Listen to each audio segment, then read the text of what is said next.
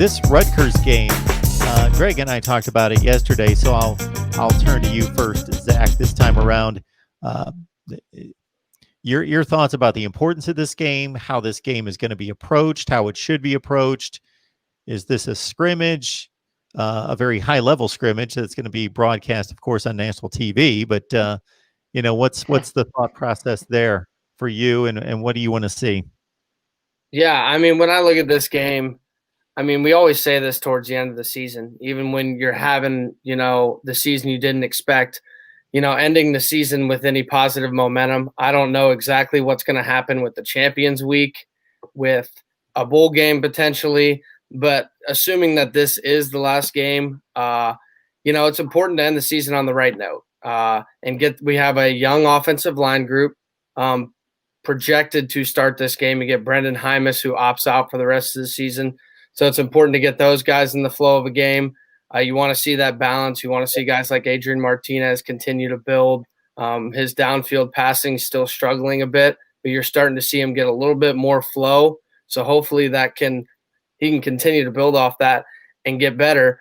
And just seeing, some of the younger guys get in and the defense continue to make strides like they are, I think it's really important to end the season on a high note, because I think it leads into the offseason, into the recruiting trail, and then into next year.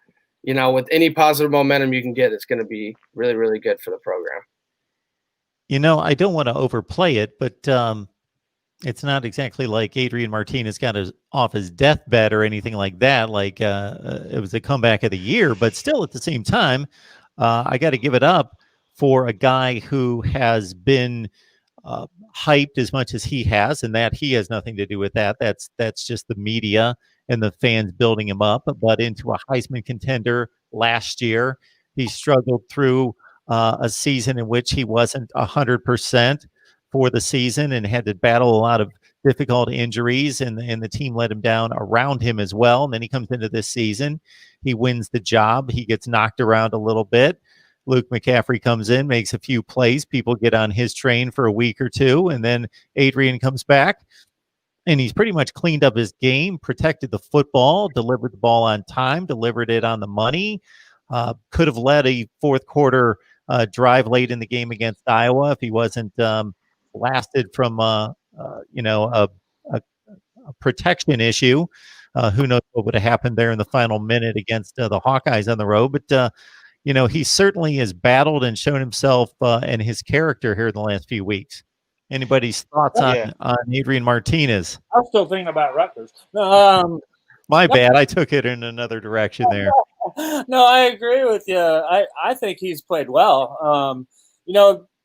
Against Minnesota here, obviously, he took a bit of a step back with his accuracy and decision making, but I think that he's answered the call and kind of established himself and put himself in a position to move forward for next season. So and I didn't expect anything less of Adrian. Obviously, getting benched sent him a message, and that message was that it just wasn't good enough.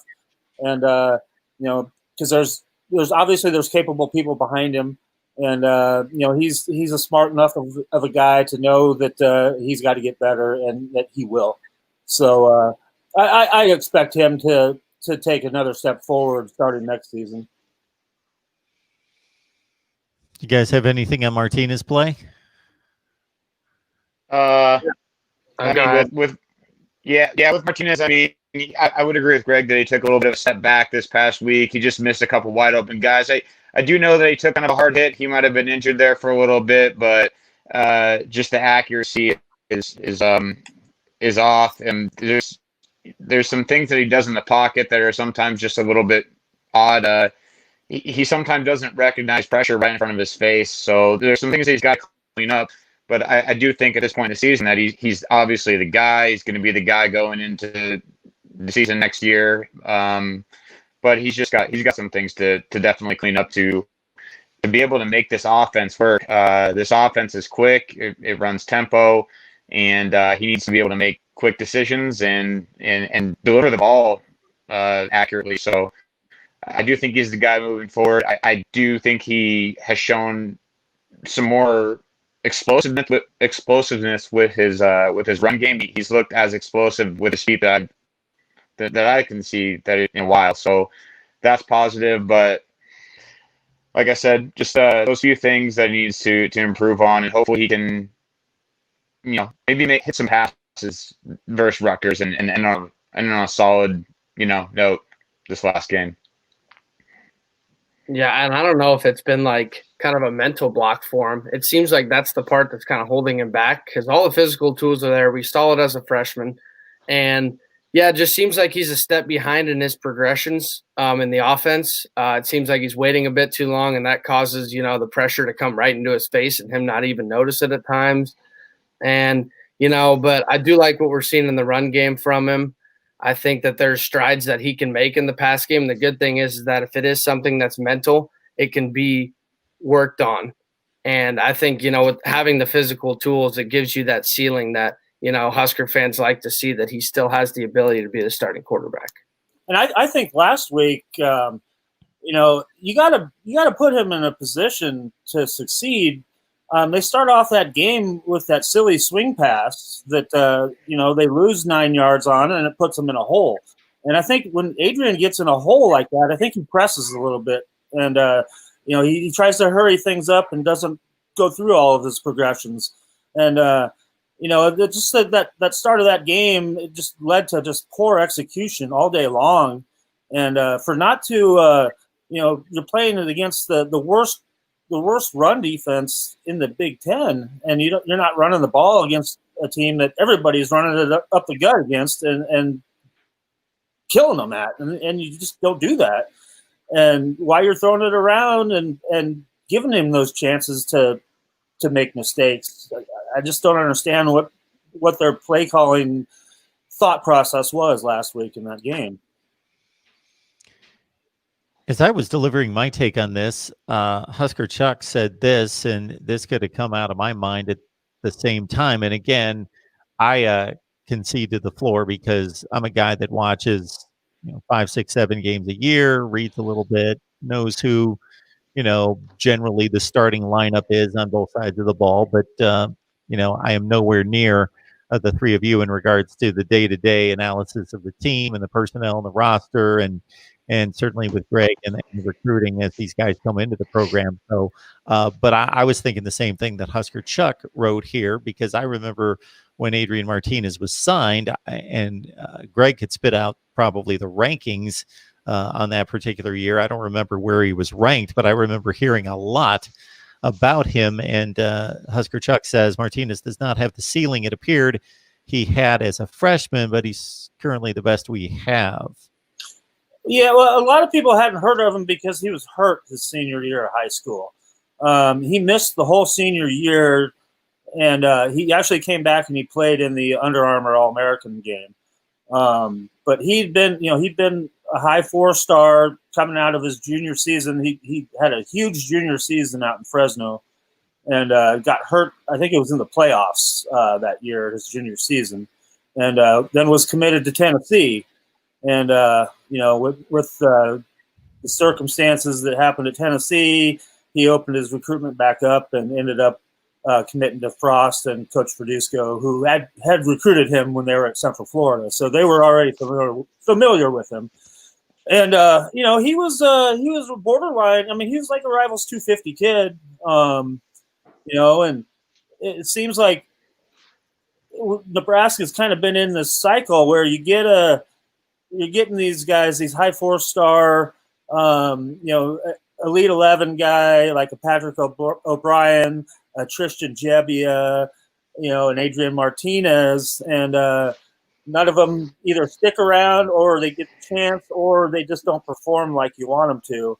And I think there's just a lot of pressure playing quarterback for Nebraska to start with. And, you got to remember that these kids they're 18, 19 years old, and you got a whole weight of Husker Nation on your shoulders. That's not an easy thing to do to perform every day. But I think Adrian, he's a smart enough of a guy and a high character kid that he's going to turn things around. Talk Nebraska football here each and every Thursday night, 6 o'clock Eastern, 5 o'clock Central. And it is brought to you by the fine folks and the Cornhusker fans there at Phone Genie. Phone Genie, you'll find out all about the germ mitigation products that they have available there at ToleyBrothersLLC.com. It's ToleyBrothersLLC.com. You see it on the banner right there. And concerning the situation in the country, the issues and the challenges we're all facing, it would be a great stop for you to make there to protect your home and your workplace, as Tolley Brothers has germ mitigation products at the very top of the line.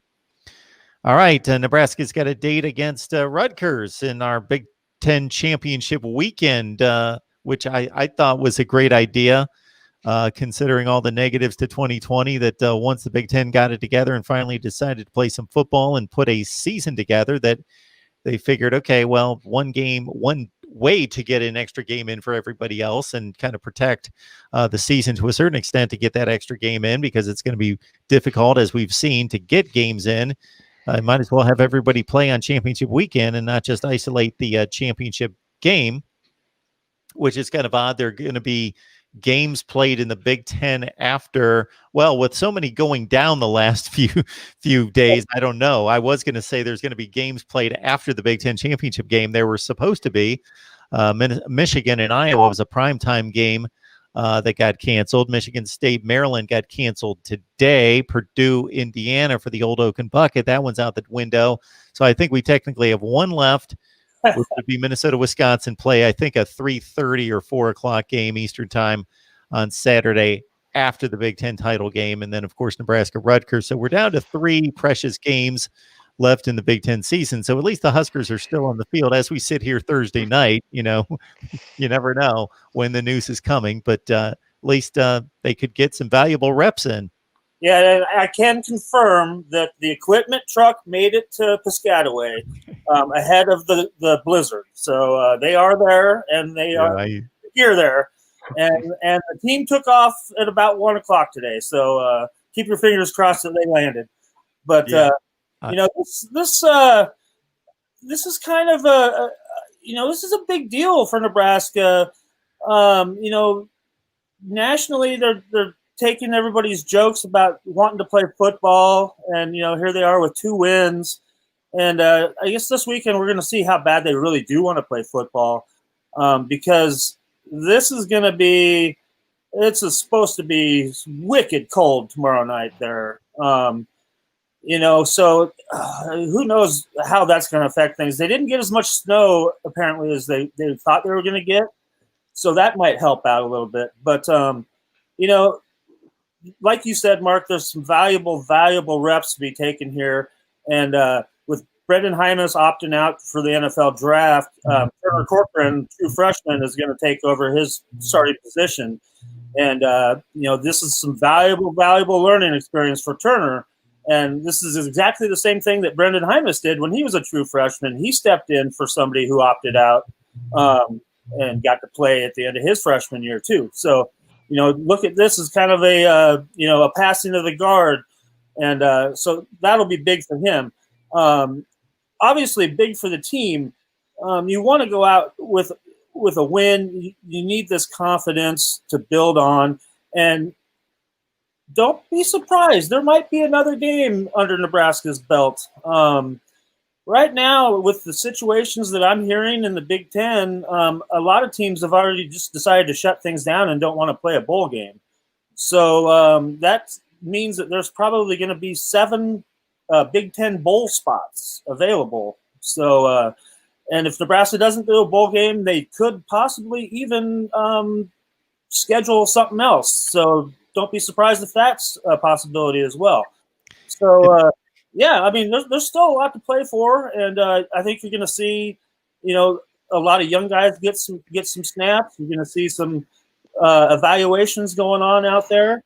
So it all depends on how they come out and how they want to take this game. You want to see these guys play football, or if they've always just mailed it in and want to call it quits. But I have a sneaking suspicion that Coach Frost and the staff have these guys ready to go.